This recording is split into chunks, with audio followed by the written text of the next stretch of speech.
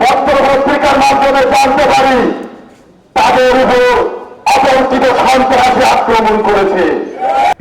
কুষ্টিয়া জেলার কুমারখালীর উপজেলার অন্তর্গত চরসাদিপুর একটি ইউনিয়ন। বাংলাদেশ জন্মের পর থেকে এই ইউনিয়নটা নদিয়া জেলা ছিল। এই কুমারখালীটা নদিয়া জেলার ভিতর ছিল। চরসাদিপুর সেই ইউনিয়নটা কুমারখালী 11টা ইউনিয়নের একটি ইউনিয়ন। এই চরসাদিপুর ইউনিয়নে ইতিমধ্যে আমরা দেখছি এই লিলি হালাল বিউটি সোপ, বিএসটিআই কর্তৃক সনদপ্রাপ্ত দেশের প্রথম হালাল বিউটি সোপ, দীপ্তিময় উজ্জ্বল ত্বকের জন্য।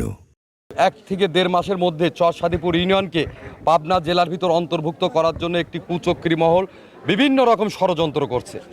তা আমরা কুমারখালীবাসী আমরা মনে করি এই চরসাদিপুর আমাদের একটি শরীরের অংশ। কারণ এই চরসাদিপুর ইউনিয়নের সাথে আমাদের সামাজিক সম্পর্ক, অর্থনৈতিক সম্পর্ক, আত্মীয়তার সম্পর্ক, হৃদয়ের সম্পর্ক, আবেগের সম্পর্ক। এই চরসাদিপুর ইউনিয়নকে নিয়ে যে ষড়যন্ত্রে লিপ্ত হয়েছে কিছু কুচক্রী মহল, তাদেরকে আমি স্পষ্ট ভাষায় বলতে চাই, চরসাদিপুর ইউনিয়নকে কোনো নোংরামি আমরা বরদাস্ত করব না।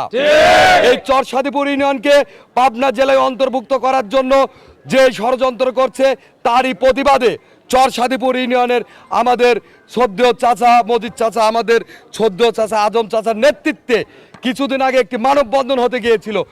শিয়া বাটার ও ভিটামিন ই সমৃদ্ধ লিলি হালাল বিউটি সোপ, যাতে নেই কোনো অ্যালকোহল, নেই কোনো অ্যানিমাল ফ্যাট, এমনকি নেই কোনো ক্ষতিকর প্যারাবেন। সেই মানববন্ধনে গুন্ডা বাহিনী সন্ত্রাসী বাহিনীদেরকে আক্রমণ করে তাদেরকে শারীরিকভাবে অ্যাসল্ট করেছে। আমরা এই মানববন্ধন থেকে সেটারও প্রতিবাদ জানাই এবং আমরা এই মানববন্ধন থেকে স্পষ্টভাবে লাউডলি এবং ক্লিয়ার করে প্রশাসনকে বলতে চাই, চরসাদিপুর কুমারখালী উপজেলায় ছিল, আছে এবং থাকবে। আজকের এই মানববন্ধন থেকে আমরা প্রশাসনের কাছে আমরা স্মারকলিপি পেশ করব। তারপরও যদি কোনো রকম আমাদের এই মানববন্ধনে কাজ না হয়, আমরা হরতাল সহ অবরোধ সহ কঠোর কর্মসূচিতে যাব।